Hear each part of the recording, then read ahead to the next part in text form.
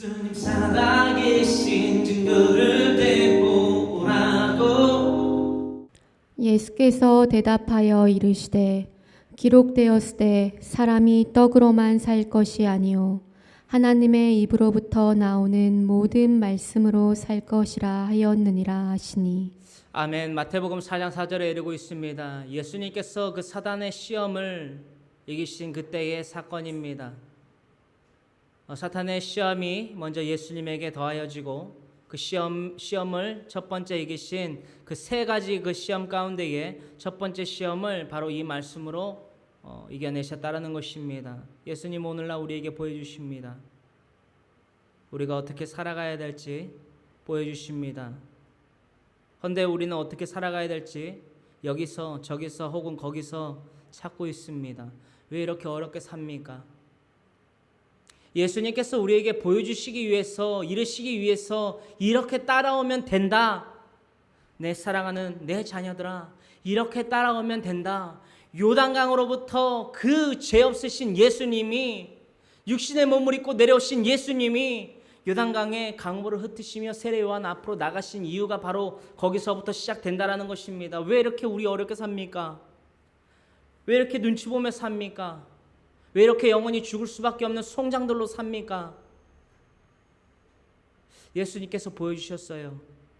마태복음 4장 1절로부터 11절까지의 말씀은 예수님께서 요단강에서 세례를 받으시고 거듭난 이후에 성령의 인침에 이르기까지의 그 거듭남을 이루시고 난 이후 성령에게 이끌리시어 광야로 내몰리셨던 그 사건, 바로 마태복음 4장 1절로부터 11절까지의 말씀 가운데에 오는 본문 말씀 이 4절에 대해서 우리가 나누고자 한다라는 것입니다. 예수님 우리에게 말씀하세요. 곧 하나님께서 이렇게 말씀하셨다라는 것입니다. 우리가 지쳐 쓰러지고 낙망하고 유혹과 시험과 핍박 가운데에 거하였을 때에 바로 이 말씀을 기억해야 된다는 것이에요. 우리가 무엇으로 그 시험과 환난과 핍박을 이겨내겠습니까? 고난은 어떻게 유익으로 삼겠습니까? 예수님 우리에게 말씀하셨다라는 거예요. 다른 곳 쫓지 마세요. 좌로나 우로나 치우치지 말고 진리의 길인 그 하나님의 섭리 가운데 거하시라는 것입니다. 그것이 믿음의 담대함이고 그것이 곧 신뢰라는 것입니다. 의지라는 것입니다. 예수님 즉 하나님 우리에게 말씀하십니다. 너희가 시험받을 때에 내가 시험받았을 때 이렇게 너희에게 전하고 기록하게 하였던 것처럼 이렇게 너희가 이 말 그대로 내 가르침 그대로 이렇게 너에게 비유로 가장 큰 비유로 읽는 그대로 너희가 살아라 라고 말씀하십니다. 하나님의 입으로부터 나오는 모든 말씀으로 살 것이라. 할렐루야. 예수님 이때 당시에 어떠한 환경 가운데 거하셨습니까? 성령으로 광야 가운데에 성령의 이끌리심을 통하여서 내몰리시고 밤낮 즉 주야를 40일을 줄이셨다라는 것입니다. 40일 동안 금식을 하셨어요. 40일 동안 금식하셨던 예수님, 무엇 때문에 금식하셨다고요? 무엇 때문에 그 광야의 훈련을 거치셨다고요? 바로 사탄의 시험에 대비하기 위하여, 사탄의 시험에 대비하기 위하여 광야에서 40일을 주야로 금식하여 줄이셨다라는 것입니다. 우리 시험에 대비하고 있습니까? 이것은 단지 육체적인 금식을 의미하는 것이 아닙니다.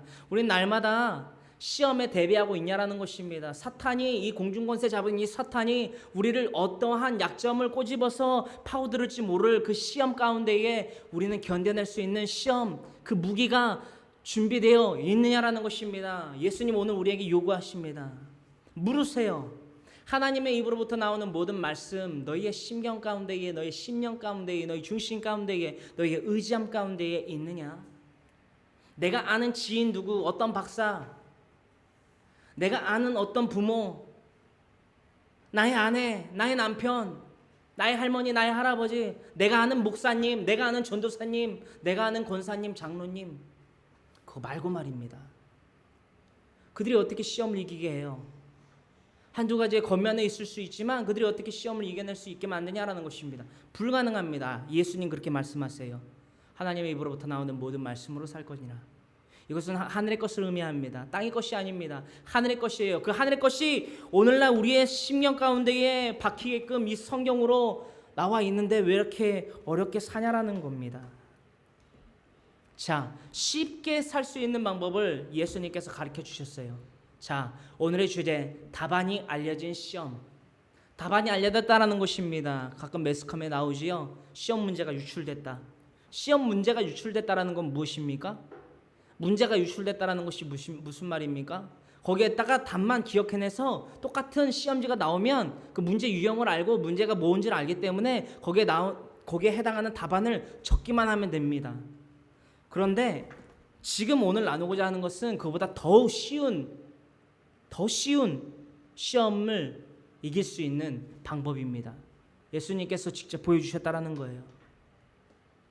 우리가 생각할 수 있고 우리가 볼 수 있고 우리가 들을 수 있고 우리가 마음 가운데의 심령에 담아둘 수 있게끔 이 답안을 우리에게 더하셨다라는 것입니다. 할렐루야, 할렐루야.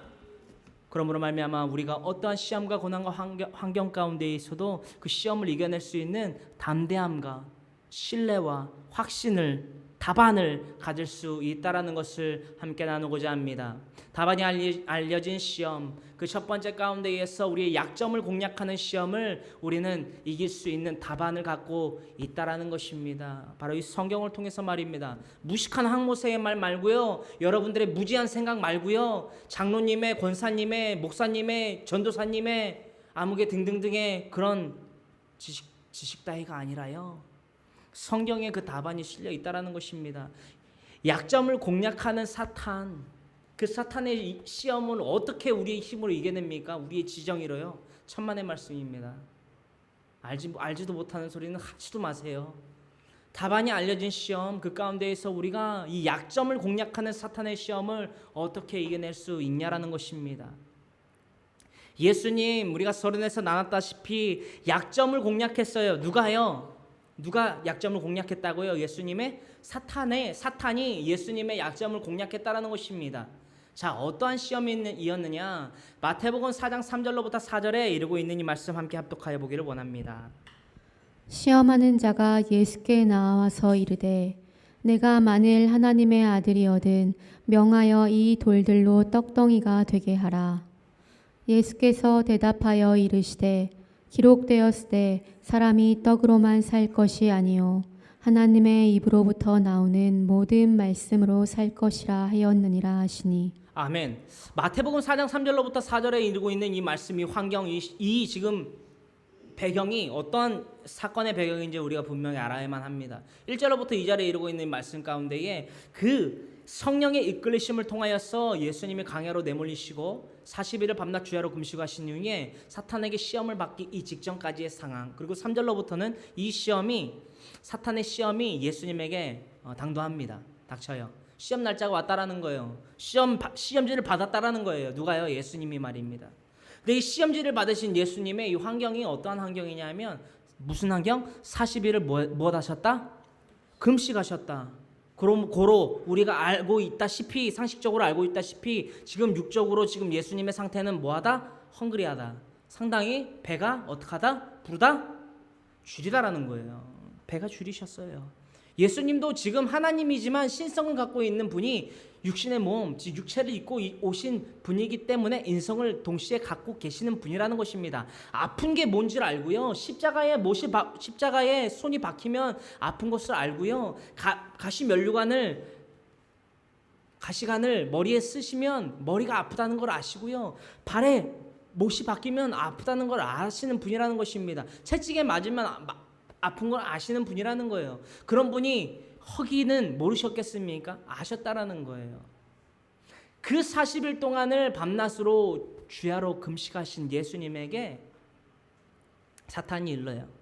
시험하는 자, 즉 사탄이지요. 예뱀 곧 사탄. 예수님께 나와서 이렇게 일러요. 네가 만약 하나님의 아들이거든 명하여 이 돌들로 떡덩이가 되게 하라. 뭔 떡이? 이 돌들로 무엇으로 변하게 해라? 떡덩이.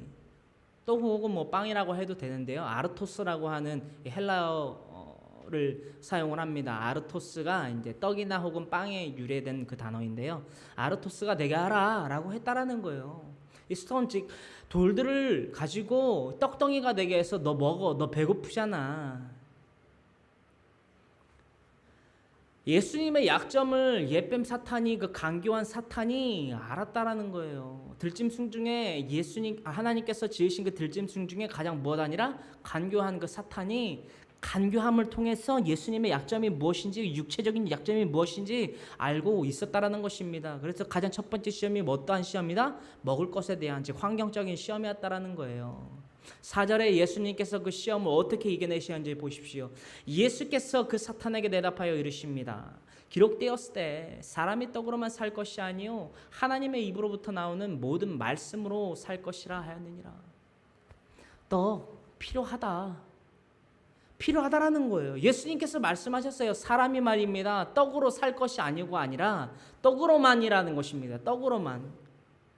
원문에서도 우리가 제가 연구를 하다 보면 떡으로 사는 것이 아니냐, 떡으로만 사는 것이 아니냐. 다시 말해서 중요한 게 아니다라는 게 아니라는 거예요. 떡도 중요하다. 허나 우선순위가 있다라는 것입니다.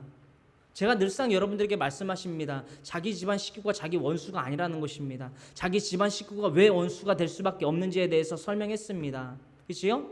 구약에서부터 우상 숭배로 말미암는 즉 우리 자기 집안 식구가 나에게 우상을 같이 섬기자 이 신이 좋다 저 신이 좋다 혹은 저 강에서 즉 저 애굽에서부터 섬기던 신이 좋다라고 말했을 때에 그 신을 따라 섬기는 것 그러므로 말미암아 그들이 우리의 자기 집안의 식구가 원수가 된다라는 것을 우리가 나눠본 바 있습니다. 본론으로 넘어갑니다. 하나님의 입으로부터 나오는 모든 말씀으로 살 것이라 하였느니라 말씀하셨다라는 거예요. 하나님의 입으로부터 나오는 모든 말씀으로 사는 저와 여러분들이 되어야만 합니다. 바로 오늘의 본문 말씀이었습니다. 그렇습니다. 옛뱀 곧 사탄의 약점을 공략하는 시험은 어제 오는 일만이 아닙니다. 대처로부터 나타났고요. 예수님에게 이 마태복음 4장 4절로부터 나타났고요. 3절로부터 4절이지요. 나타났고요. 바로 오늘날 저와 여러분들의 그 약점을 공략하는 사탄의 시험이 있다 없다? 있다라는 것입니다. 적지 않습니다. 너무 많습니다. 죄 많고 유혹 많은 이 세대 가운데에 약점을 공략하는 사탄의 공격이 얼마나 많은 줄 아십니까? 그런데 왜 그들이 추풍낙엽처럼 이 약점을 공략하는 사탄의 시험에 다 놀아나는 줄 아십니까? 다 휘청휘청 넘어지는 줄 알고 있느냐라는 겁니다. 하나님의 입으로부터 나오는 모든 말씀으로 살지를 않기 때문이라는 것입니다. 예수님을 통해서 우리가 주의해야 될 것이 무엇입니까? 어떻게 그 4장 4절 오늘 마태복음 4장 4절 본문 말씀에 이루고 있는 말씀과 같이 사람이 떡으로만 살 것이 아니요 하나님의 입으로부터 나오는 모든 말씀으로 살 것이라 하였느니라 하시니 라고 말씀하실 수 있냐라는 거예요. 그 통찰력이 어떻게 가질 수 있냐라는 거예요. 3장에 마태복음 3장에 그 요단강의 사건이 있지 아니하면 그 사건을 거치지 아니하면 이 통찰력을 가질 수 있다 없다? 없다라는 거예요. 마태복음 3장에 어떠한 사건이 있었습니까? 광야 40일의 주야로 금식 사건 말고 이 사탄의 세 가지 시험을 이겨낸 사건 말고 그 바로 직전에 어떤 사건이 있었냐라는 거예요. 물과 성령으로 거듭난 사건 말입니다. 우리가 지난주 알아봤던 바와 같이 물과 성령으로 거듭난 금요일이지요. 물과 성령으로 거듭나지 아니하면 하나님의 나라에 들어올 수 없느니라. 예수님 그것을 보여주시고 그것을 이루시기 위해서 직접 몸소 보여주셨다라는 거예요. 예수님 가장 큰 비유라는 것입니다. 예수님 우리에게 가장 큰 비유로서 이 땅에 내려오시어 보여주셨다라는 거예요. 우리 왜 이렇게 어렵게 삽니까? 이미 알려진 그 답안이 있는데 그 답안대로 살면 되는데 왜 이렇게 전전긍긍 우리의 생각대로 좋지도 않은 머리 갖다가 능력도 없는 그 힘 갖다가 왜 이렇게 어렵게 사냐라는 거예요. 쉬운 길이 있습니다. 진리의 길이 쉬워요. 좁지만 협곡하지만 평탄하진 않지만 정해져 있는 지름길이 있다라는 거예요. 왜 멀리 돌아가려 하십니까? 돌아가지 않고 직선 코스로 갈 수 있는 지름길, 때로는 협곡하고 길이 좁고 험준할 줄 모르겠지만 우리가 나아가야 될 길, 그 길로 나아가기를 간절히 소망합니다. 그렇습니다. 그 약점을 공략하는 사탄의 시험은 어제 오늘 일만이 아니라는 것입니다. 우리가 알고 있는 그 사건, 창세기서 3장 1절로부터 6절의 말씀 찾아서 우리가 함께 합독해 보기를 원하는데요. 창세기서 3장 1절로부터 6절의 말씀은 이렇게 이루고 있습니다. 그런데 뱀은 야훼 하나님이 지으신 들짐승 중에 가장 강교하니라. 이게 뱀의 원초적인 속성이에요. 그런데 뱀은 야훼 하나님께서 지으신 그 들짐승 중에 무엇하니라? 가장 간교하니라. 간교하니라. 이 간교라는 단어의 뜻을 아십니까? 간교? 간교? 간교라는 단어를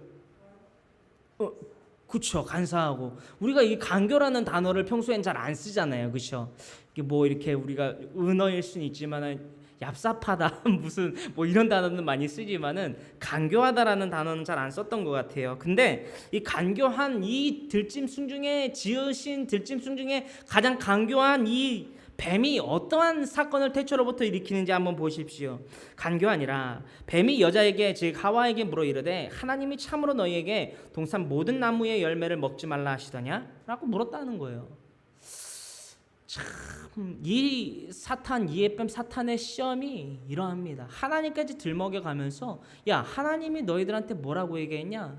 다시 말해서 하와한테는 하나님께서 직접적으로 대면하여 이르신 말씀이 있다 없다? 성경 가운데엔 없다라는 거예요. 자신의 남편인 아담으로부터 전해 들은 것으로서 우리가 봐야만 합니다. 왜냐 유추는 이 사건에 대해서만큼은 유추할 수 있는 그 실마리가 성경 어디에도 없어요. 다시 이릅니다. 하나님이 참으로 너에게 동산 모든 나무의 열매를 먹지 말라 하시더냐? 뭐라고 했다고요? 하나님이 너희한테 동산의 모든 열매를 먹지 말라고 했냐? 이게 무슨 말이죠? 선악과를 먹지 말라고 했냐? 라고 안 물어봤어요. 그렇죠? 동산의 나무, 동산에 있는 그 나무의 열매를, 나무에 맺어져 있는 열매를 다 먹지 말라고 그랬냐? 여자가 이렇게 이릅니다. 여자가 뱀에게 말하되 동산 나무의 열매를 우리가 먹을 수 있으나 동산 중앙에 있는 나무의 열매는 하나님의 말씀에 너희는 먹지도 말고 만지지도 말라 너희가 죽을까 하노라 하셨느니라. 우리가 저번 날에 나눴다시피 이 3절의 말씀에 하와의 모순된 그런 생각들이 있었지요. 뭐였습니까? 자신의 의로서 해석을 한다라는 거예요. 아담이 잘못 전했는지는 모르겠으나 분명히 하나님께서 이르신 말씀에는 만지지도 말라는 말은 없었거든요. 그치요? 만지지도 말라는 말은 없었어요. 먹지 말라 너희가 정령 죽으리라. 반드시 죽으리라. 그 말씀만 분명히 하셨다라는 말씀이죠. 근데 하와는 이렇게 대답을 했어요. 그것을 틈타서 뱀은 이럽니다. 뱀이 여자에게 이르되 너희가 결코 죽지 아니하리라. 너희가 그것을 먹는 날에는 너희 눈이 밝아져 하나님과 같이 되어 선악을 알 줄 하나님이 아심이니라. 하와는요. 왜 저희가 이 묵상 가운데에서 궁금했던 것이 무엇이냐? 또 지금 아직까지도 실마리를 풀어가고 있는 것이 무엇이냐? 왜 하필 사탄이 직접 하나님께 그 명령을 받은 그 아담을 유혹하지 않고 왜 하와를 유혹했냐라는 거예요. 유혹했냐라는 거예요. 6절에서 그것을 조금 실마리를 풀 수 있었다라는 것입니다. 여자가 그 나무를 본즉 먹음직도 하고 보암직도 하고 지혜롭게 할 만큼 탐스럽게도 한 나무인지라. 여자가 그 열매를 따먹고 자기와 함께 있는 남편에게도 주매 그도 먹은지라. 이 6절을 통해서 뭐를 알 수 있냐면요. 그 나무를 본즉 그 동산 중앙에 있는 모든 나무의 열매가 다 똑같은 열매일 텐데 왜 하필이면 그 선악을 알게 하는 나무의 열매를 보았는데 먹음직도 하고 보암직도 하고 지혜롭게 할 만큼 탐스럽기도 한 나무였겠냐라는 거예요. 할렐루야. 저는 이 선악과의 열매를 실제적으로 보지 못했습니다. 그렇죠? 저와 여러분들은 못 봤습니다. 근데 이 6절에 기록되어 있는 대로 보아하면 여자가 그 나무를 본즉이라고 돼 있어요. 여자가 그 나무를 본즉 그 열매가 먹음직도 하고 보암직도 하고 지혜롭게 할 만큼 탐스럽게도 한 나무인지라. 여자가 그 열매를 따먹고 자기와 함께 있는 남편에게도 주매 그도 먹은지라. 사탄이요 이렇게 틈을 타요. 우선 가장 먼저 하나님의 음성을 들은 아담에게 틈타지 않은 이유는 바로 이것이 있습니다. 하와는 직접적으로 듣지 않았어요. 왜냐하면 성경에 그 기록이 어디에도 나와 있지 않기 때문에 분명한 것은 아담을 통해서 하와에게 2차적으로 하나님의 그 명령이 전달되었다라는 겁니다. 약점이 바로 거기에요. 약점이 바로 그것이라는 것입니다. 하나님의 음성을 직접적으로 듣지 않았던 것이 하와의 약점이었기 때문에 옛뱀 사탄은 그것을 악용했다라는 것입니다. 그것이 하와의 약점이었고, 두 번째 바로 하와의 시각이었어요. 하와의 지정이라는 것입니다. 하와가 생각했던 대로, 또한 말했던 대로, 또한 행했던 대로 된 것으로 말미암아 그 죄가 남편에게까지 전가가 되었어요. 즉 죄를 짓게 되었다라는 거지요. 6절에 보고 있는 바와 같이 다른 수많은 열매가 있는데 왜 하필이면 이 열매가 보암직도 하고 먹음직도 하고 그렇게 탐스럽기도 하고 이 열매를 먹으면은 막 지롭게도 될 것 같은지.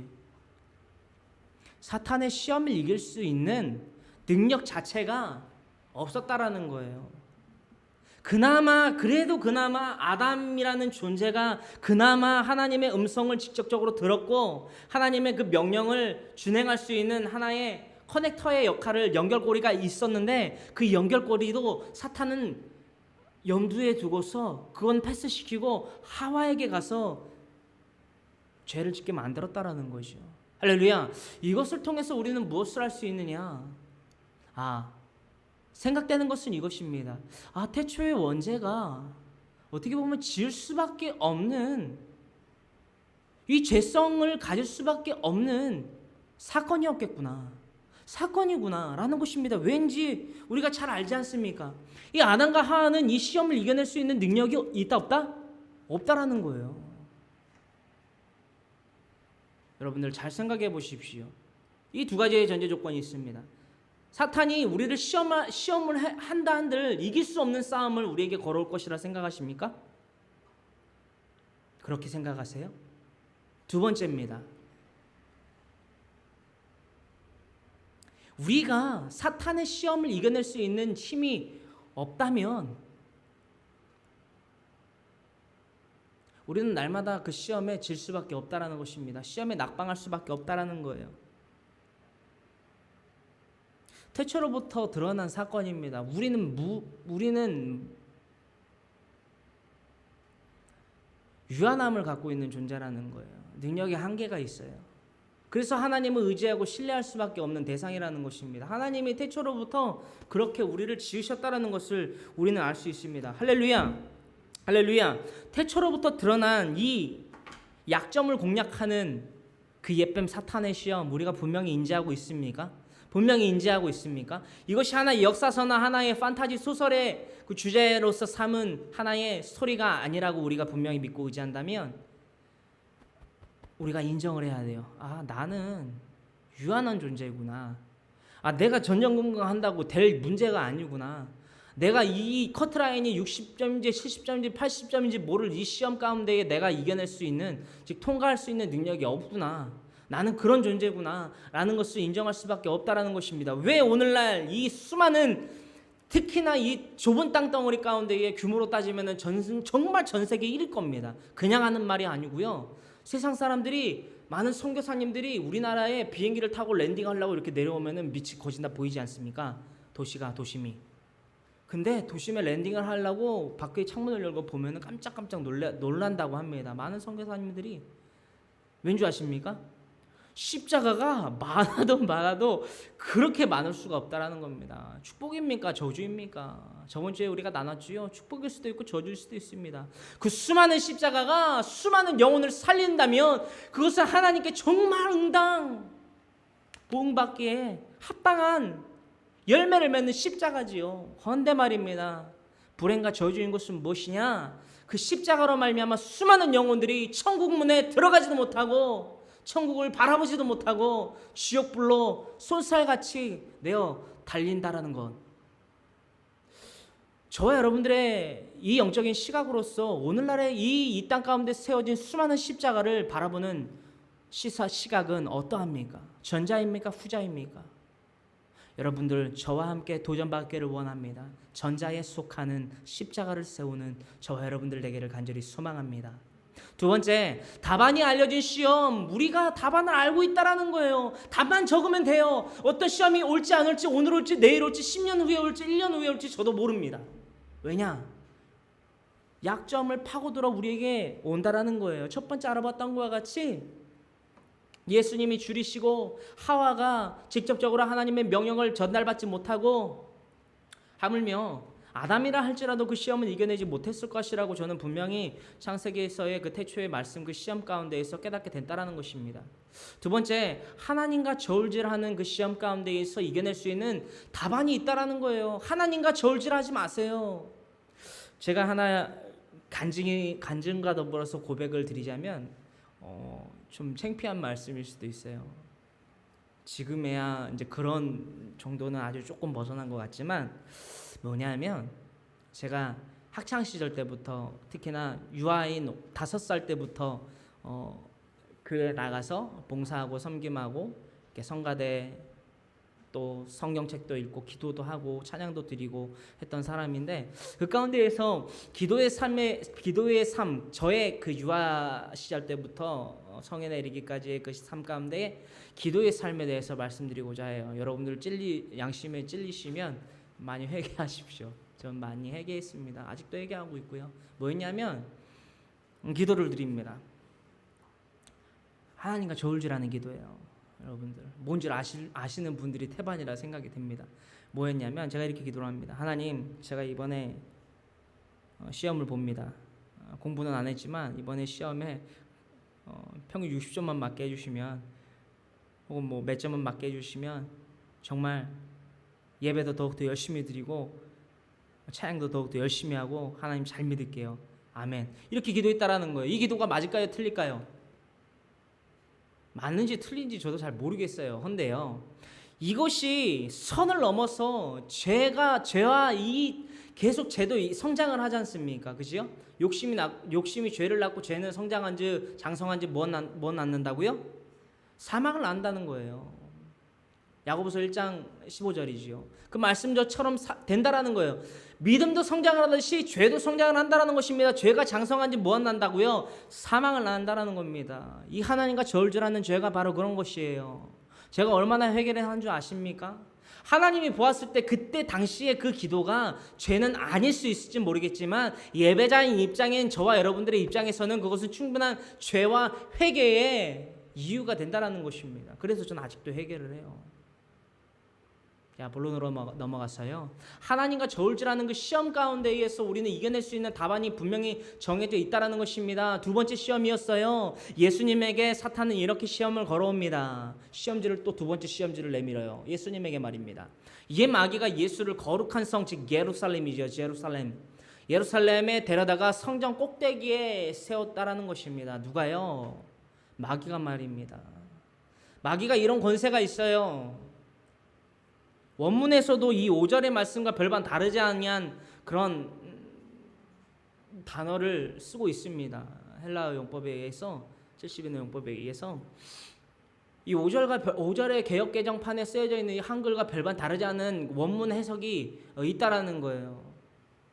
이에 마귀가 예수를 거룩한 성으로 데려다가 성전 꼭대기에 세우고, 마귀가 하나님이 보내신 악한 영입니다. 미혹의 영이에요. 미혹의 영이라는 것입니다. 그렇다면 미혹의 영, 즉 하나님이 보내신 미혹의 영이라는 것은 무엇이냐? 데살로니가후서 2장 8절로부터 11절에 이르고 있는 이 미혹의 영, 거짓 선지자를 이 땅에 보내신 것은 진리를 사랑하지 않고 미혹의 영에 미혹되고 죄를 짓는 그들이 아니라 진리 가운데 바로 서는 우리의 모습을 보기 원하신다라는 거예요. 지금 예수님의 모습처럼 말입니다. 미혹의 영에 현혹되고 돌보고 아르토스라는 떡이나 빵이 되게 해서 그것을 먹고 취함으로 말미암아 선악과를 따먹듯 예수님이 그 사탄의 시험에 강교에 지시는 게 아니라, 낙방되시는 것이 아니라 이겨낼 수 있는 즉 진리에 서시는 것을 보기 원하신다라는 거예요. 할렐루야. 어떤 말씀인지 아시겠지요? 이에 마귀가 예수를 거룩한 성으로, 즉 예루살렘으로 꼭대기에 데리고 올라가요. 누가요? 마귀가요. 말 안 되죠. 어떻게 예수님 하나님인데, 신성 갖고 있는 하나님인데 어떻게 마귀가 예수님을 데리고 성전 꼭대기에 올라가? 이것은 개역 개정판뿐만이 아니고요. 공동번역서, 한글 성경, 심지어는 원문에 이르기까지 그렇게 이 해석 그대로 기록되어 있어요. 제가 정말 궁금했거든요. 이 말씀들이 마귀가 예수님을 거룩한 성으로 데려가 리프트업해서 데리고 가. 걷다 나 성령 꼭대기에 딱 온해나 이게 무슨 말이지? 원문을 살펴봤다라는 것입니다. 다르지 않아요. 그래서 말입니다. 이 예루살렘 성령 꼭대기에 예수님을 세우고 뭐라고 사탄이 그 시험지를 내미냐면요. 보십시오. 네가 만일 하나님의 아들이거든 우리에게 이르는 것과 똑같아요. 네가 진짜 그리스도인이면 거기에서 그 높은 성전 꼭대기에서 예루살렘 꼭대기에서 뛰어내려. 기록되었으되 그가 너를 위하여 그의 사자들을 명하시리니 그들이 손으로 너를 받들어 발이 돌에 부딪히지 않게 하리로다. 이 마태복음 4장 6절의 말씀 가운데 있어요. 우리가 지난번 나눴던 거 기억하십니까? 이 말씀 잠깐 나눴었지요. 사탄도 무엇을 이용한다? 우리 여기서 안 나눴습니다. 그렇죠? 사탄도 무엇을 이용한다? 하나님의 말씀을 이용해요. 여러분들 이거 정말 충격적인 거예요. 6절의 말씀에 이르고 있는 이 말씀이 사탄이 이용한 말이라는 거예요. 우리 함께 찾아볼까요? 시편 91편입니다. 시편 91편 찾아볼게요. 우리가 조금 시간이 길어질 수도 있는데 이런 충격들을 받아야 돼요. 왜냐 이게 사실이거든요. 이 사탄의 시험이 얼마나 간교하고 얼마나 그러한지 확인을 해야 된다는 거예요.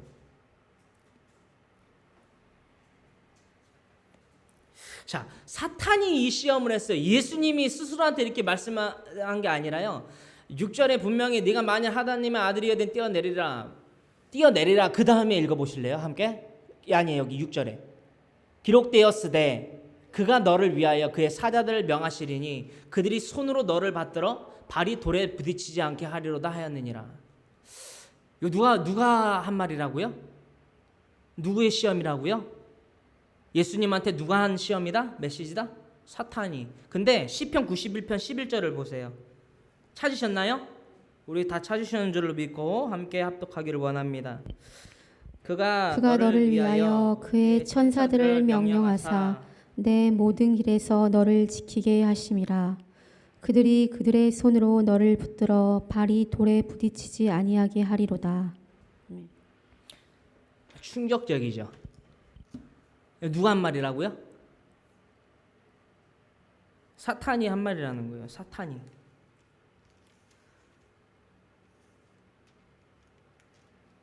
이게 모세의 기도거든요. 모세의 기도. 이게 시편 90편으로부터 제 4권부터 제 4권, 제 5권의 시편의 5권의 구성이잖아요. 그렇죠? 찬양의 시 5권까지. 근데 제 4권인 하나님의 사람 모세의 기도의 장에서 권에서 등장을 하는 거란 말이에요. 모세의 기도. 이 모세의 기도를 누가 인용을 했다? 이러는 거예요. 이야. 하나님의 말씀을 가지고, 그렇죠? 하나님의 말씀을 가지고 우리를 시험을 합니다. 야, 이거 어떻게 분별해야 돼요? 이거 어떻게 분별해야 되냐는 거예요. 여러분들 분별할 수 있어요? 분별할 수 있습니까? 하나님의 말씀이라니까요. 어떻게 분별해요, 이거 갖고? 사탄이 하나님의 말씀 갖다가 장난치는데 어떻게 이거 분별해서 이 시험 이겨낼 거냐라는 거예요. 정말 예수님이 진리 가운데에 밝히 보이신 하나님이 아니라면, 신성을 갖고 계신 분이 아니라면, 이 시험에 대한 통찰력이 없으신 분이라면 깜빡하면 질 수밖에 없는 위기의 사태인 겁니다. 근데요, 예수님에게는 정해져 있는 답안이 있어요. 그래서 말씀으로든 무엇이로든 자신을 넘어뜨리려고 하는 사탄의 시험, 그 간교를 이렇게 무너뜨리십니다. 무엇이라 무너뜨리느냐? 다 같이 함께 읽어볼까요? 예수께서 이르시되 또 기록되었으되 주 너의 하나님을 시험하지 말라 하였느니라 하시니. 오늘날 이 사탄이 시편 91편 11절로부터 12절의 말씀을 가지고 하나님은 예수님을 시험하고 농락하려 했듯이, 주 너의 하나님을 시험하려 했듯이, 지난날에 그 이스라엘 백성들이 또한 오늘날은 저와 여러분들이 그 말씀을 가지고 하나님을 시험하고 있다라는 거예요. 하나님과 저울질을 하고 있다라는 거. 말씀 갖다 장난하지 마십시오. 말씀은 내 배를 불리고 내게 옷을 입히고 내게 건강을 더하는 목적으로 사용하면 안 됩니다. 더하여 주는 거예요. 부수적인 것으로 따라오는 거지 그게 전제 조건이 되면 안 된다는 것입니다. 먹는 것이 왜 안 중요해요? 입는 것이 왜 안 중요해요? 건강이 왜 안 중요해요? 많은 이들에게 사랑받는 것이 왜 안 중요합니까? 날마다 예수님께서 보여주셨습니다. 누가복음 3장에 이르고 있지요. 날마다 하나님과 사람들에게 사랑스러워 가시더라. 누가요? 예수님이 12살 때에 그저 왔다가 그저 가시고 이것이 아니라 사람들에게 보이셨어요. 공생의 삶이니까. 그 삶이 사람들에게 마저도 어떠하셨다? 아, 사랑스럽다. 아, 놀랍다. 랍비들에게 이르기까지. 우리는 어떻게 살고 있습니까? 어떻게 살아가려 하십니까? 답안이 정해져 있습니다. 주 너의 하나님을 시험하지 말라라는 것입니다. 하나님과 저울질하지 마십시오. 자, 하나님과 저울질했던 그 사건 가운데에서 바로 이 사건 묵상해 보았습니다. 출애굽기서 17장 1절로부터 7절 말씀 가운데에서 2절로부터 3절의 말씀인데요. 이 하나님과 다투었다라 이르고 있는 그 무리바물 사건입니다. 그 사건 어떻게 우리가 묵상해야 되는지, 그 묵상을 통해서 우리가 통찰해야 될 것은 무엇인지, 그러므로 말미암아 이 정해져 있는 답안 가운데에서 우리가 나아가야 될 그 진리의 유일한 길은 어떠한 길인지 함께 나누어 보기를 원합니다. 백성이 모세와 다투어 이르되 우리에게 물을 주어 마시게 하라. 모세가 그들에게 이르되 너희가 어찌하여 나와 다투느냐? 너희가 어찌하여 야훼를 시험하느냐? 거기서 백성이 목이 말라 물을 찾으매 그들이 모세에게 대하여 원망하여 이르되 당신이 어찌하여 우리를 애굽에서 인도해 내어서 우리와 우리 자녀와 우리 가축이 목말라 죽게 하느냐? 아멘. 출애굽기서 17장 1절로부터 7절의 말씀 이번 한 주간 한번 묵상해 보세요. 찾아서 적어 놓으셨다가 묵상해 보아야만 할 구절입니다. 무리바라, 즉 하나님과 다투었다라 혹은 모세와 다투었다라고 하는 그 무리바 사건입니다. 무리바물 사건. 자, 그 사건 가운데에서 이스라엘 백성들의 그 자세, 그 애티튜드를 보기를 원합니다. 백성이 모세와 다툽니다. 왜 다투느냐? 우리에게 물 달라. 야, 목말라 죽겠어. 가축들도 지금 봐봐. 장정까지 해서 무려 70만에 이르고 있는 이 장정이 출애굽을 했는데 물을 못 먹어서 죽게 생겼어. 물 줘, 물. 라고 한단 말이에요. 여러분들이 이 2절 상반절만 보더라도 어떤 게 떠오르는지 아십니까? 모세는 무슨 수로 무슨 재주가 있어갖고 물을 줘요 갑자기 여기서. 그죠? 모세도 물이 있는데 이들한테 안 준 거예요? 백성들한테? 아마 지금처럼 큰 파란색 물탱크를 가지고 그거를 함께 가지고 출애굽을 했을까요? 근데 그 물탱크에 있는 물을 배분을 안 해줘서 그거에 대한 원망을 지금 모세에게 하고 있습니까? 아니에요. 여러분들 말씀 읽을 때 누누이 제가 여러분들과 나누지만 저 또한 마찬가지로 말씀 그냥 읽으면 안 돼요. 그냥 술에 술 탄 듯 물에 물 탄 듯 그냥 읽으면 안 됩니다. 이 상황을 잘 살펴야 된다는 거, 그 상황 가운데 입각을 해서 이 상황 가운데에서 하나님이 우리에게 더하시는 그 진리가 무엇인지 숨겨져 있는 하나님의 비밀을 파내야 된다는 거예요. 도굴을 해야 된다는 거예요. 뭐라고 그러죠 그거를? 도굴이 아니라 곡괭이질을 해야 된다는 거예요. 발굴을 해야 된다는 거예요. 그 발굴한 것이 무엇이냐? 백성이요 모세한테 원망한 게 아니라요 하나님한테 원망한 거예요. 모세는 지도자이긴 하지만은 이들에게 물을 줄 수 있는 용빼는 재주가 없어요. 그렇죠? 근데 왜 얘들은 모세한테 안달복고를 했냐라는 거예요. 자, 모세는 이거를 분명히 통찰을 합니다. 분명히 직시를 해요. 그래서 뭐라고 그랬냐면 노란색으로 럼블링 되어 있는 곳을 한번 읽어보실까요? 시작. 너희가 어찌하여 나와 다투느냐? 너희가 어찌하여 야훼를 시험하느냐? 보세요. 이제 아시겠죠? 무슨 말씀인지 아시겠죠? 모세가 이거를 직시했다라는 거예요. 야, 내가 너희랑 왜 다퉈야 돼? 너희 왜 나한테 그럼 말도 안 되는 생떼를 써? 나 니들 중심이 뭔 줄 알아. 니네 지금 야훼 시험하는 거지. 여러분들, 우리의 눈에 보이지 아니하는 하나님을 말입니다. 우리의 손에 잡히지 아니하는 하나님을 말입니다. 우리의 눈에 보이려 하고 우리의 손에 잡으려고 하지 마세요. 이게 바로 시험이라는 거예요. 여러분들 2절의 한 구절의 말씀만을 가지고도 얼마나 정말 뼈 깊은 묵상을 할 수 있게 되는지 아십니까? 여러분들 보세요. 정말 이들이 물이 없어서 정말 총각을 다투는, 진짜 물이 없어서 목말라 죽는 그 총각의 다툼을 다투는 생명의 총각을 다투는 시기란 말이에요.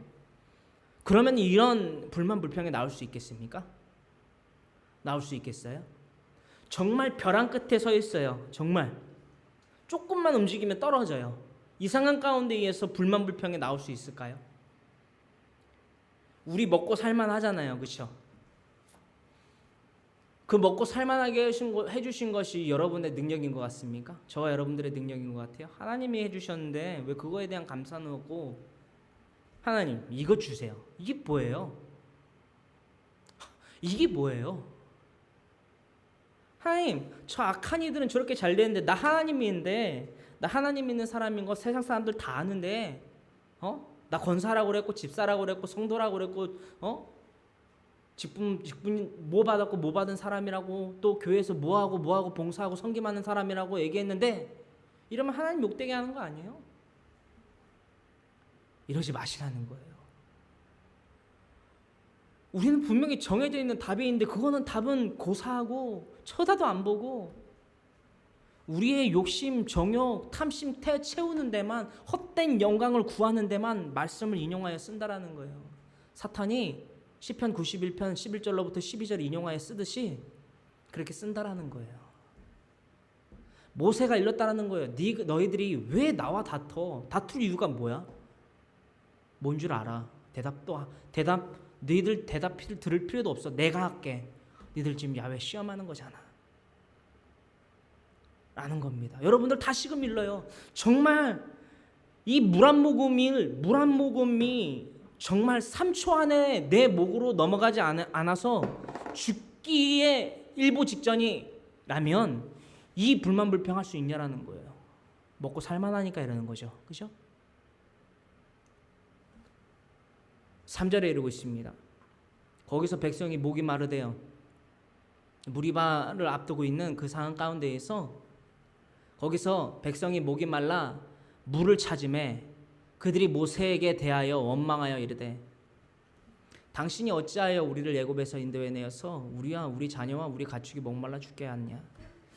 여러분들 2절에 이르고 있는 모세의 그 엄포 기억하십니까? 방금 나눴는데요. 어찌하여 너희가 야훼를 시험하느냐. 이거를 증명합니다. 스스로 증명을 해요. 누가? 그 백성들이, 원만 불평하는 백성들이 스스로 증명해 낸다라는 거예요. 저와 여러분들이 불만 불평하고 하나님과 저울질하는 저와 여러분들이 스스로 이 말씀 가운데에 처럼 스스로를 증명해 낸다라는 것입니다. 모세가 이릅니다. 모세에게 이릅니다. 당신이 어찌하여 우리를 애굽에서 인도해 내어서 우리와 우리 자녀와 우리 가축이 목말라 죽게 하느냐. 여러분들 3절의 말씀 어떤 말씀인지 아시죠? 지난주 우리가 나눠봤던 바와 같이 출애굽기서 32장의 그 금송아지 사건 가운데에서 그 아론과 그 이스라엘 백성들이 이르지요. 그 금송아지를 보고 뭐라고 일렀다고요? 보라, 우리를 애굽에서 인도하여 낸 너희의 신이라. 그들의 이 마인드가 이 17절로부터 그 32장까지 17장으로부터 32장까지 그 뿌리 깊게 잔존해 있는 그 썩어 빠진 마인드가 바뀌질 않았다라는 거예요. 언제부터 이들이 마인드는 바로 이런 마인드였다라는 거예요. 모세한테 원망합니다. 모세한테 이 원망을 했다라는 거예요. 모세, 당신이 어찌하여 우리를 애굽에서 인도해 내어서 우리와 우리 자녀와 우리 가축이 목말라 죽게 하느냐. 모세도 그들에겐 무엇이었다? 눈에 보이는 하나님인 거예요. 모세도 이들에겐 누구였다? 눈에 보이고 손에 잡히는 그들의 하나님이었다라는 거예요. 모세가 이스라엘 백성들을 출애굽시켰습니까? 모세는 그저 하나님의 도구일 뿐이에요. 하나님의 손과 발이었을 뿐이라는 것입니다. 모세가 야, 내가 너희들 430년 동안의 노예 생활로부터 노예 생활을 청산하고 출애굽시켜 줄게. 야, 내가 저 바로한테 가갖고 애굽의 왕한테 가가지고, 여기서 말하는 바로는 이름이 아니라 직책을 의미합니다. 그 당시에 그 바로의 그러니까 직책인 바로의 이름이 무엇인지는 저도 알 수 없어요. 자, 그 바로한테 그 왕한테 가가지고 내가 승부 볼게. 그래서 너희들 흙 이기기와 벽돌 굽기 이제 430년 동안 했던 거 그만하게 해줄게. 나 능력 있으니까. 이랬습니까? 아니라는 거예요. 이 출애굽한 이 이스라엘 백성들은 자신의 편의에 맞춰서 때로는 하나님, 때로는 모세, 때로는 나, 또 안 될 것 같으면 또 모세한테 또 애걸복걸 해봤다가 또 안 되면 또 우리 입장에 또 쓰고 이렇게 했다라는 거예요. 눈에 보이고 손에 잡히는 하나님을 모세로 두고 있었다라는 것입니다. 왜냐? 이것을 무엇으로 증명해내느냐? 2절에도 모세가 일렀지요. 어찌하여 야훼를 시험하느냐? 야, 나랑 다툴 이유가 뭐가 있어? 나한테 애걸복걸할 이유가 뭐 있어? 내가 하나님이야? 왜 하나님을 시험해? 나한테 너희들 다투려고 하는 이유가 분명히 난 알아. 야훼 시험하는 거잖아. 그래서 증명을 해놨다라는 거예요. 그죠? 3절에 증명을 해내고 출애굽기서 32장에서는 더욱더 큰 증명을 하죠. 무슨 사건을 통해서? 금송아지 사건을 통해서. 이들의 삶이 이랬다라는 거예요. 자, 출애굽기서 17장 2절로부터 3절 이 두 구절만 나눴는데도요, 이 말씀 가운데에서 우리의 삶을 조명하여 보았을 때 우리는 이들과 다릅니까? 이들의 이런 죄성으로부터, 이들의 중심이 잘못된 이 중심으로부터 우리는 구별되었냐라는 거예요. 하나님 앞에서 의롭다함을 얻기에 칭함받기에 부족함 없냐라는 거예요. 아니죠. 날마다 우리는 선줄로 생각하면 안 됩니다. 날마다 이 시험 가운데 넘어질까 염려하는 자들이 되기를 간절히 소망합니다. 간절히 소망합니다. 하나님과 저울질하지 말라는 거예요. 우리가 우리의 상황 보고 형편 보고 때로는 눈에 보이지 아니하고 들리지 아니하고 잡히지 아니하는 것이 믿음이다. 그러면서 기도를 하면서도 우리의 환경 보고 사람 보고 상황을 보면은 또 그게 아닌 것 같으니까 엄만 불평하는 거야. 내 자식에게, 내 남편에게, 내 아내에게, 내 자식들에게, 이웃에게 뭐하러 그러세요? 왜 이렇게 어렵게 사세요? 답안이 분명히 알려져 있는데 하나님의 입으로부터 나오는 모든 말씀으로 살면 되는데 말씀의 답안이 있잖아요. 우리 말씀대로 삽시다. 세 번째예요. 답안이 알려진 시험입니다. 무엇에 대한 시험 가운데에서 우리는 이 답안을 쫓아야 되느냐? 헛된 영광을 구하는 시험 가운데에서 우리가 자로나 우로나 치우치지 않고 이거 돼볼까? 저거 돼볼까? 다 안 됩니다. 해봤자. 물론 이것도 해볼까? 저것도 해볼까? 시도해보는 거는 딱 명백히 나쁘다고는 하지 못하겠지만 옳은 길은 아닌 거예요. 진리의 길은 하나거든요. 그 모든 과정 가운데에서 하나님의 은혜와 섭리 가운데에 깨달음은 있겠지만, 그래서도 하나님을 보고 진리의 길이 무엇인지 깨달을 수 있는 인사이트는 있겠지만, 그것은 무슨 길이다? 직선 코스가 아니라 때로는 험준하고 헛곡할지 모르겠지만 아니할지 모를 그 진리의 길이지만, 우리가 가려고 하는 여기로 가볼까? 저기로 가볼까? 하는 거는 무슨 길이다? 어떻게 가는 길이다? 돌아가는 길이다라는 거예요. 뭐하러 돌아갑니까? 진리의 길이 있는데요. 답정로가 있다라는 거예요. 답정길이 있다라는 거예요. 답이 정해진 길이 있다라는 거예요. 자, 헛된 영광으로부터 말미암는 그 시험, 헛된 영광을 구하게 하는 그 시험으로부터 우리는 어떻게 이겨낼 수 있습니까? 어떻게 페일드가 아니라 즉 실패작이 아니라 성공적인 삶을 살아갈 수 있냐라는 거예요. 답안이 알려진 시험지가 분명히 있습니다. 오늘 본문 말씀 가운데 의해서 마태복음 4장 8절로부터 11절은 이렇게 이루고 있습니다. 우리가 마태복음 4장 1절로부터 11절까지의 시험이 그 예수님이 감당하신 그 세 가지 시험이라 우리가 나눈 바 있습니다. 그 가운데에서 8절로부터 11절의 말씀을 함께 합독하기를 원합니다. 마귀가 또 그를 데리고 지극히 높은 산으로 가서 천하 만국과 그 영광을 보여 이르되 만일 내게 엎드려 경배하면 이 모든 것을 내게 주리라. 이에 예수께서 말씀하시되 사탄아 물러가라. 기록되었을 때 주 너의 하나님께 경배하고 다만 그를 섬기라 하였느니라. 이에 마귀는 예수를 떠나고 천사들이 나와서 수종드니라. 아멘. 이 말씀 가운데는 잠깐 저도 준비하진 않았는데 이것을 설명을 드려야 될 것 같아요. 뭐냐면 마귀가 또 그를 데리고, 그가 여기서 예수님이라고 하면 좋은데 개역개정판에서 좀 아쉬운 게 많아요. 그가 뭐예요? 예수님한테, 그죠? 마귀가 또 예수님을 데리고 지극히 높은 산으로 가서 천하 만국과 그 영광을 보여. 이 8절의 말씀을요, 나와 있나 여기에? 8절의 말씀에 안 나와 있네요. 개역개정에 안 나와 있으면 다른 성경에도 잘 안 나와 있는 건데 이 8절의 말씀을 제가 묵상을 해봤어요. 여러분들 잘 들어보세요. 마귀가 또 그를 데리고, 예수님이라고 했으면 좋겠는데 예수님을 데리고 지극히 높은 산으로 가서 천하 만국과 그 영광을 보였다라는 거예요. 이 높은 산은 어디고 이 천하 만국과 그 영광을 보여줄 수 있는 때가 어디냐. 이 11절까지의 말씀을 제가 보면서 묵상해 보면서 연구를 해봤더니 어디냐면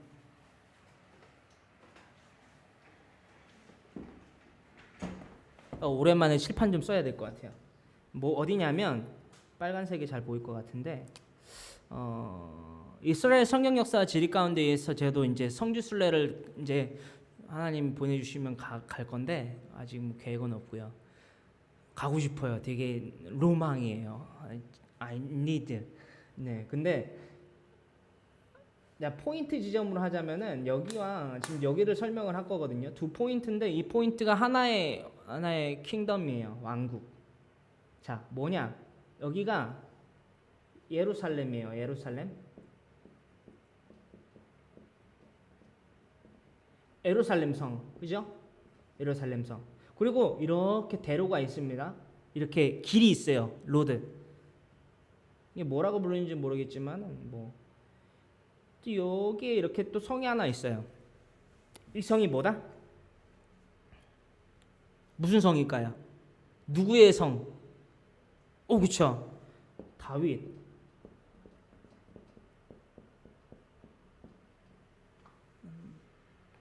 다비드 킹덤, 다윗 왕국. 데이비드 킹덤이라고 해도 되고 뭐 다비드 킹덤이라고 해도 되는데 다윗성이란 말이에요. 다윗성으로부터 예루살렘이 이렇게 보입니다. 그죠? 그리고 여기서는 이렇게 산들이 이렇게 둘러져 있는 곳으로 제가 알고 있거든요. 이렇게 이쪽에도 산이 둘러져 있고 이쪽에도 작은 산이 둘러져 있는데 지금 여기에서 이 8절로부터 기록되고 있는 것이 바로 저는 다윗성이라고 생각을 해요. 다윗성 아니면은 여기를 다 주관해서 볼 수 있는 뭐 여기쯤이라고 할까? 이 하나의 큰 왕국이 보인다라는 거예요. 이 왕국이 좀 그림이 좀 그런데 어떤 말씀인지 아시겠죠?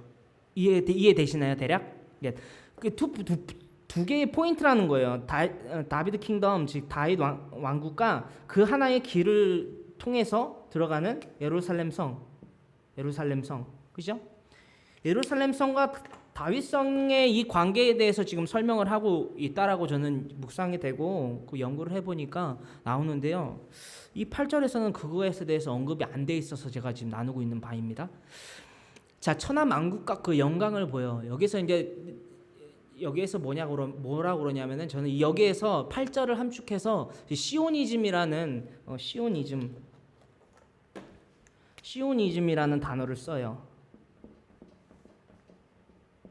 뭐 시온이라고 해도 되는데 시오니즘이라는 단어를 쓰는데 이 시오니즘에 대해서 언급을 하고 있는 거거든요. 이 사탄의 시험이. 그러니까 영광, 그러니까 글로리라는 단어로서 영광에 대해서 시험을 하는 겁니다. 헛된 영광. 8절로부터 이릅니다. 마귀가 예수님을 데리고 지극히 높은 산으로 가서 천하 만국과 그 영광을 보여. 그 시오니즘, 그 시온에서 바라보는 그 모든 왕국을 뜻하거든요. 그 왕국을 바라보며 천하 만국과 그 영광을 보여. 만국과. 왜냐하면 여기서 만국은 다윗의 시대 때에 모든 열방들을 다스렸잖아요. 그렇죠? 그렇죠. 우리가 구약의 말씀들을 우리가 공부했다시피 구약의 나타나고 있던 그 왕국의 역사, 열왕국의 역사, 또한 다윗 왕국의 역사를 봤을 때 모든 왕국들이 조공을 바치고요, 그렇죠? 모든 왕국들이 조공을 바치고 그 다윗의 지혜를 구하기 위해서 막 찾아도 오고 와서 막 놀라고 가고 막 이랬단 말이에요, 그렇죠? 그 천한 만국을 다스리던 그때 시온 다윗 왕국, 다윗 킹덤, 그 영광을 보여주며 이르되 만일 내게 엎드려 경배하면 이 모든 것을 내게 주리라. 예수님한테요, 이 땅에 다스릴 권세를 너한테 줄게. 내가 그 권세 있거든. 알지? 날마다 이 땅 가운데 거하여 있는 육체들, 즉 흙을 좀먹을 수 있는 권세를 내가 하나님으로부터 받은 거 알지? 잘 알지? 내가 그 권세 너한테 줄게. 나한테 엎드려 경배하면. 자, 경배해봐. 이렇게 시험을 했다라는 거예요. 이에 예수께서 말씀하실 때 사탄아 물러가라 기록되었을 때 주 너의 하나님께 경배하고 다만 그를 섬기라 하였느니라. 이렇게 시험을 이겨내셨다라는 겁니다. 할렐루야. 말씀을 이렇게 명하셨다는데 우리는 어떻게 살아가고 있냐라는 거예요. 만약에요, 일반적인 돈의 액수를 여러분들한테 제시하는 게 아니라 누군가가 와서 하나의 10왕국을 다스릴 수 있는 군사력과 지혜와 통찰력을 줄게. 누구를 대고? 하나님을 반대했다 대고, 하나님을 반대했다 대고, 이거 대비해서 이거 줄게. 이거 너희가 버리고 나한테 무릎 꿇고 경배하면 이거 줄게. 직설적으로 여러분들한테 현혹하고 시험을 한다 그러면 여러분들은 둘 중에 무엇을 택하겠냐라는 거예요. 또 어떻게 그 시험을 이겨내겠냐라는 거예요. 오늘날 이 시험을 많은 이들이 이겨내지 못합니다. 돈이요,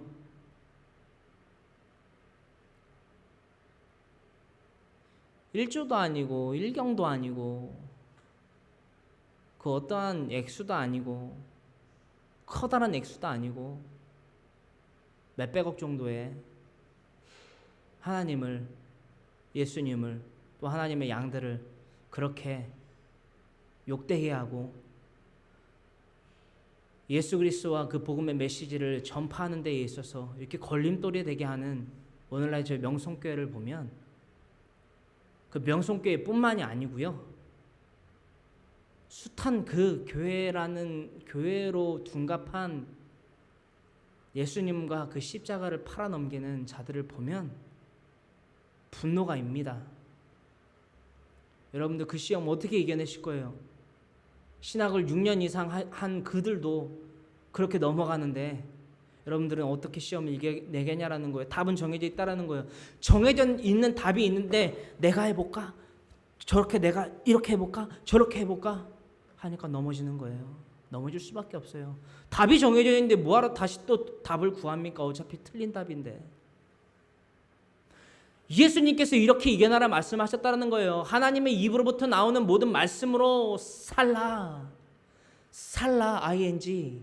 우리의 라이프를, 우리의 생명을 그렇게 살라라는 것입니다. 우리의 육신의 남은 때를 하나님의 입으로부터 나오는 모든 말씀으로, 하나님의 말씀으로, 거룩히 구별된 말씀으로 살라라는 것입니다. 예수님 사탄 이렇게 물려내셨습니다. 아 됐어가 아니라 야 너나 가져가 아니라 사탄아 물러가라. 기록되었을 때 주 너의 하나님께 경배하고 다만 그를 섬기라 하였느니라. 섬기라는 거예요.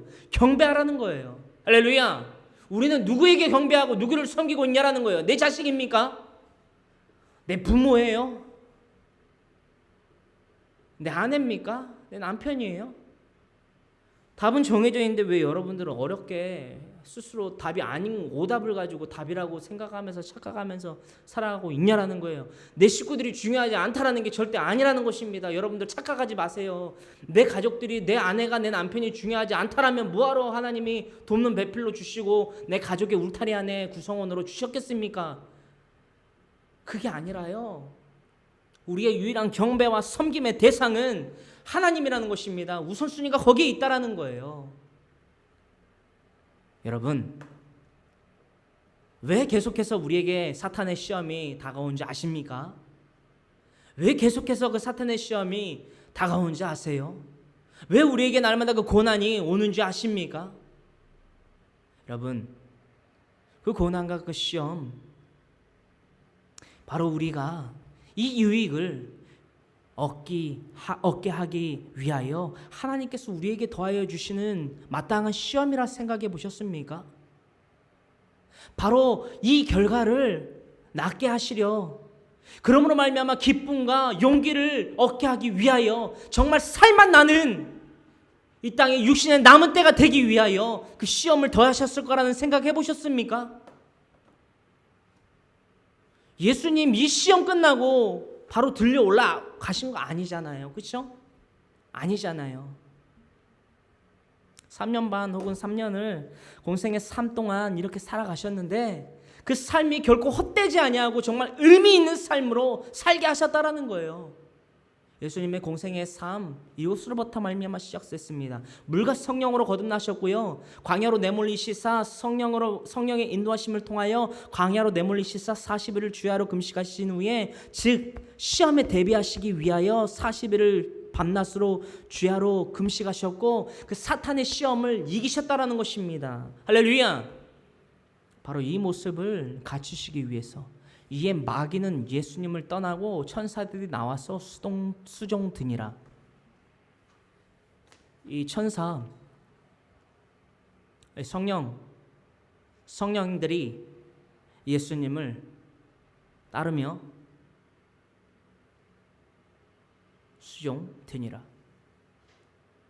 여러분, 성령의 사람을 의미하고 있습니다. 성령의 사람, 말씀의 사람, 기도의 사람.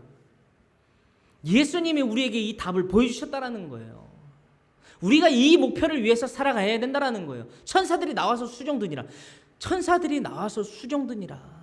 마귀는 떠나고 천사들이 나와서 수종드는 삶을 살아가셨다라는 거예요. 누가요?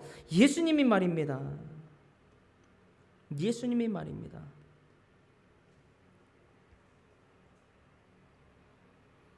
우리 어떠한 말씀대로 살아가기를 원하십니까? 예수님이 왜 사탄의 그 시험 나한테 무릎 꿇어? 이 세상 모든 영광을 너에게 줄게. 나 그런 권세 있으니까. 이 시험을 왜 떨쳐내실 수 있었고 떨쳐내실 수밖에 없었는지 아십니까? 사도 요한은 다음과 같은 이 말씀의 묵상을 기록하게 되었습니다. 성령의 이끄심과 성령의 감화 감동의 역사로 이것을 지필하게 했지요. 요한일서 2장 15절로부터 17절에 있는 말씀입니다. 다음과 같이 이루고 있습니다. 이 세상이나 세상에 있는 것들을 사랑하지 말라. 할렐루야. 이 세상이나 세상에 있는 것들을 사랑하지 말라. 이 한 구절의 말씀이 말입니다. 저와 여러분들에게 정확히 인지되고 정확히 통찰된다면 오늘날 이 예배 가운데에서 정말 찬양과 경배만 드리면 됩니다. 그런데 그게 아니라는 거예요. 우리의 삶 가운데, 즉 월요일부터 토요일까지 이 말씀을 통찰하고 이 말씀 가운데 정말 진리 가운데 바로 선다면, 글쎄요, 오늘날 필요한 교회 예배 형태 가운데에서 이 말씀 증거는 글쎄요, 필요한 가정이겠습니까? 새신자를 위해서는 필요할 수 있겠지만 이런 통찰력들이 다 있다면 이 말씀을 증거하는 시간은 축약되거나 아니면은 그 필요가 없을지도 모르겠다라는 생각이 들었습니다. 근데 우리 없잖아요. 이 말씀 깨달을 수 있는 통찰이 없다라는 거예요. 이 세상이나 세상에 있는 것들을 사랑하지 말라라는 겁니다. 이게 뭔 말이에요? 왜 자꾸 딴 말 하냐? 라고 생각하시죠? 제 말이 아니고요. 사도 요한이 다음과 같이 묵상했다라는 것입니다. 이 세상이나 세상에 있는 것들을 사랑하지 말라에 대해서 이렇게 언급하고 있는 바, 누구든지 세상을 사랑하면 아버지의 사랑이 그 안에 있지 아니하니. 할렐루야. 이 세상의 헛된 영광을 구하지 말라라는 것입니다. 오로지 하늘에 있는 내 아버지의 영광을 구하여 날마다 그 하나님께 돌릴 그 영광을 구하여 살아가라는 것입니다. 아버지의 사랑이 그 안에 있는 자처럼 이는 세상에 있는 모든 것이 육신의 정욕과 안목의 정욕과 이생의 무엇이니? 자랑이니. 여러분들 무엇을 위해 살아가세요? 천국이 있는 것이 천국이 있다는 것을 확신하고 계십니까? 잘 모르시겠죠? 저를 봐보실래요? 천국이 있다라는 것을 확신하십니까? 할렐루야? 그럼 지옥이 있다는 것도 확신하세요? 잘 모르시는 것 같아. 여러분들, 천국이 있다라는 것을 어떻게 증명해낼 수 있냐 하면요, 우리가 언젠가 다 죽는다라는 것을 통해서 알 수 있습니다. 우리는 왜 죽게 되었습니까?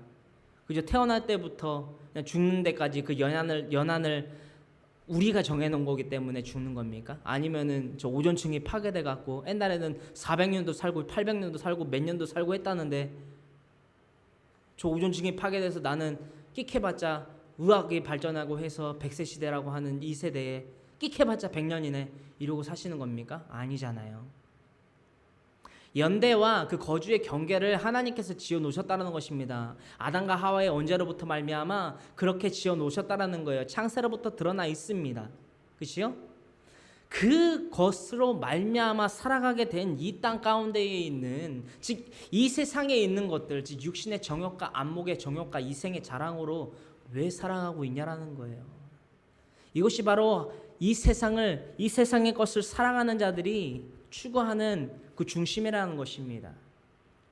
이것들은 말입니다, 다 아버지께로부터 온 것이 아니라는 거예요. 어디로부터 왔다?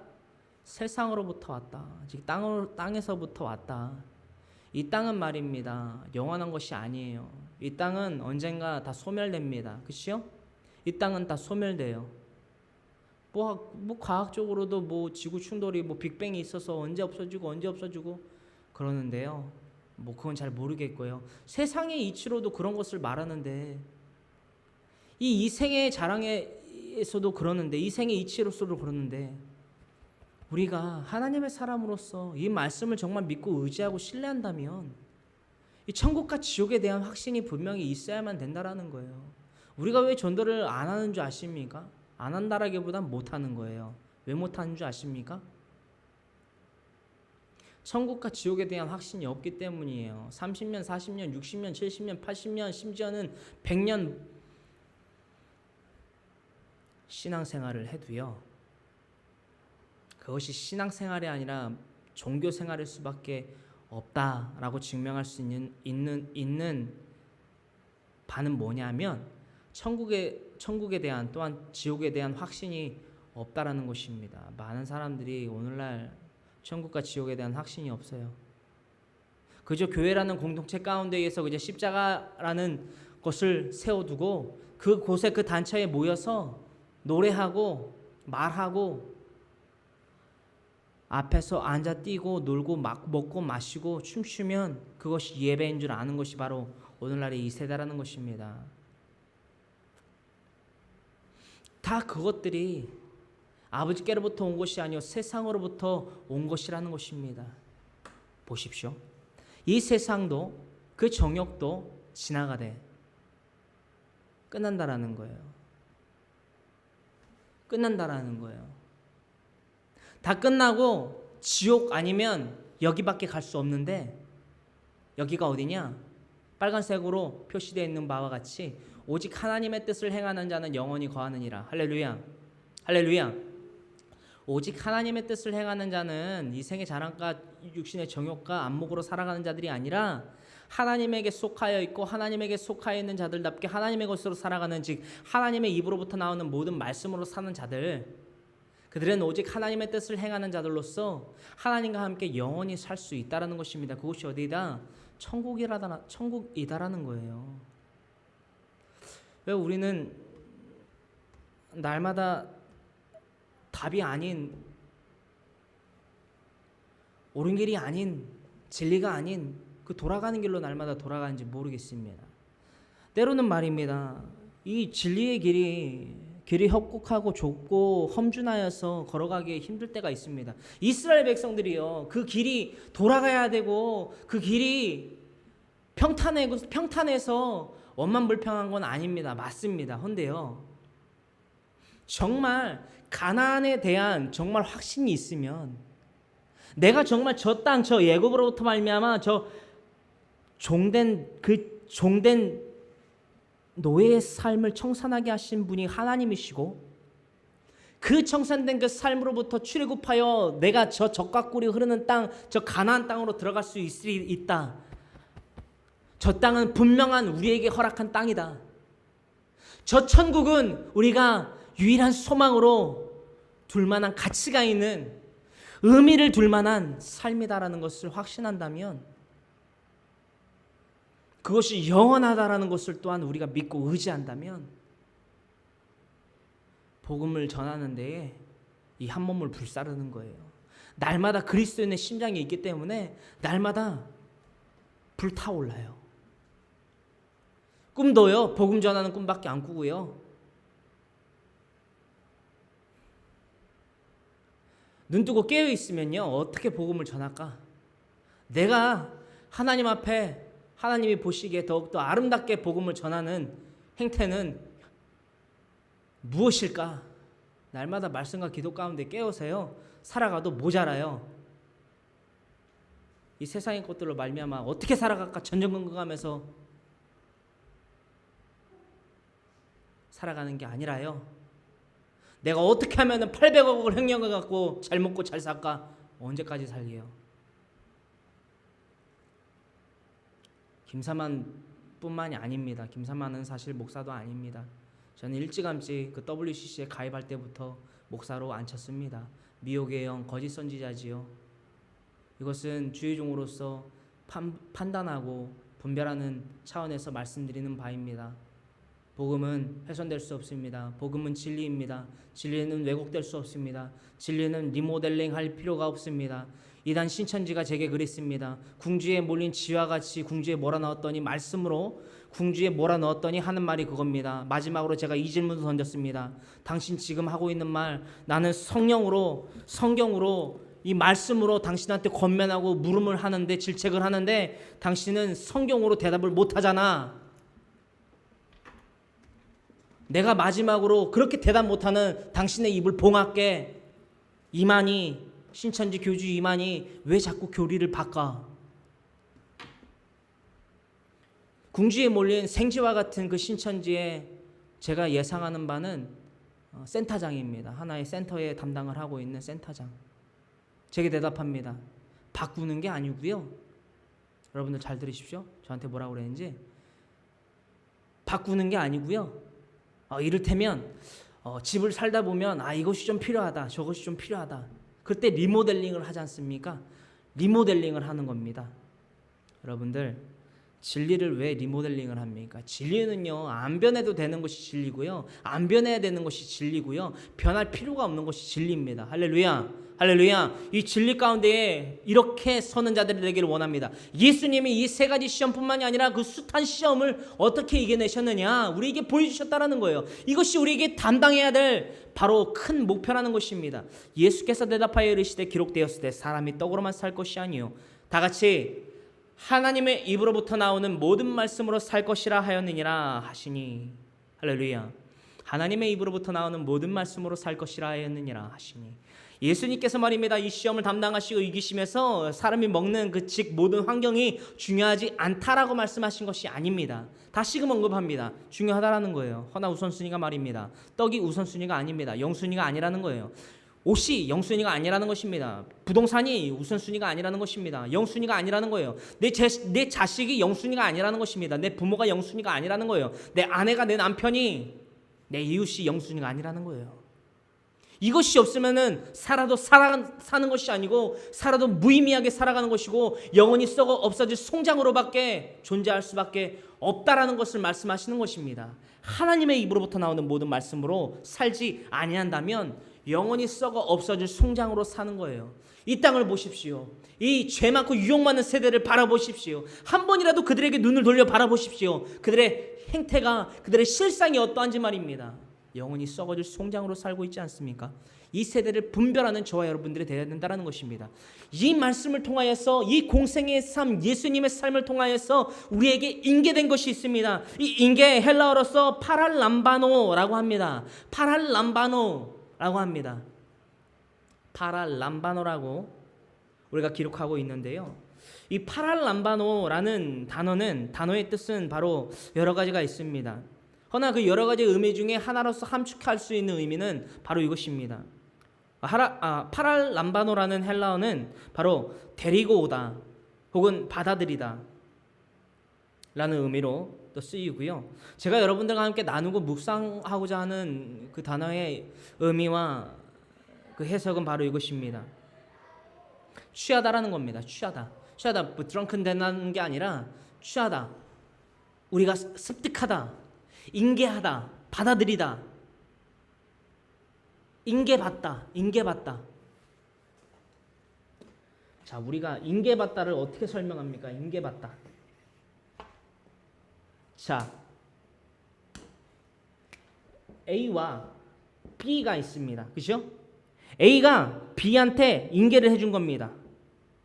인계. 이 A는 누구입니까?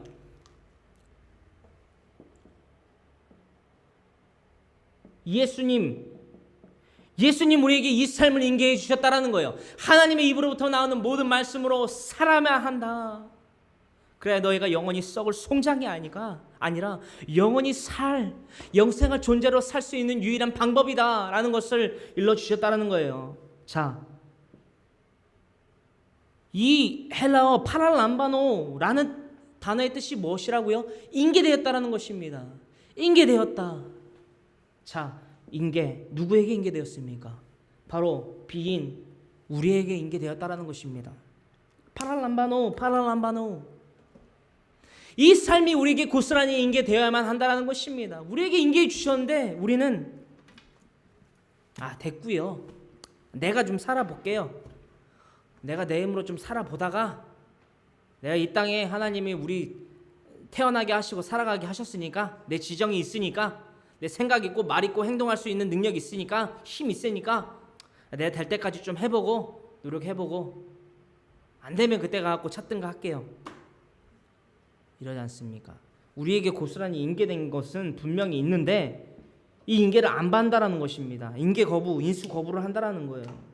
안 된다라는 겁니다. 영원히 썩어요. 영원히 죽어요. 하나님 오늘 우리에게 말씀하십니다. 날마다 이 말씀들을 통해서 우리에게 이것을 목표로 삼으라고 말씀을 하세요. 자, 그러므로 말미암아 예수님을 통하여서 우리에게 파랄람바노 즉 인계된 그 중심으로 말미암아 살아가는 우리의 목표는 무엇이 되어야만 합니까? 우리 다 같이 이렇게 외쳐보기를 원합니다. 하나 둘 셋. 날마다 말씀과 기도로 하나님과 동행하여 닥치는 시험에 대비하자. 할렐루야. 다시 한번 날마다 말씀과 기도로 하나님과 동행하여 닥치는 시험에 대비하자. 파랄람바노 우리에게 인계된 삶이 예수님으로부터 말미암아 우리에게 파랄람바노 즉 인계된 이 삶이 바로 이것이라는 것입니다. 말씀과 기도의 삶이에요. 하나님의 입으로부터 나오는 모든 말씀으로 사는 것, 즉 오늘 본문 말씀인 마태복음 4장 4절의 말씀의 중심대로 사는 것. 그러므로 말미암아 날마다 우리에게 닥치는 이 시험에 우리가 낙제되지 않고 합격점 그 100점을 맞는 우리가 되어야만 한다라는 겁니다. 할렐루야. 할렐루야. 우리 이렇게 살아가길 원합니까? 아멘. 우리의 삶대로 이거 됐다 저거 했다 하지 마세요. 돌아가는 길이에요. 얼마나 돌아갈지 전 몰라요. 그게 더 힘들어요. 진리는 정해져 있습니다. 진리는 리모델링이 필요가 없어요. 진리는 우리가 쫓아야만 하는 것이지 쫓아도 되고 안 쫓아도 되는 것이 아닙니다. 무엇을 얻기 위해서? 영생을 얻기 위해서 그 진리인 하나님의 입으로부터 나오는 모든 말씀으로 사는, 즉 말씀과 기도로서 하나님과 동행하는 참된 진리의 삶을 살아가기를, 영생 얻는 자들의 삶을 살아가기를 간절히 소망합니다. 간절히 소망합니다. 우리 다 같이 기도합니다. 사랑과 은혜와 자비가 풍성하신 하나님 고맙고 감사합니다.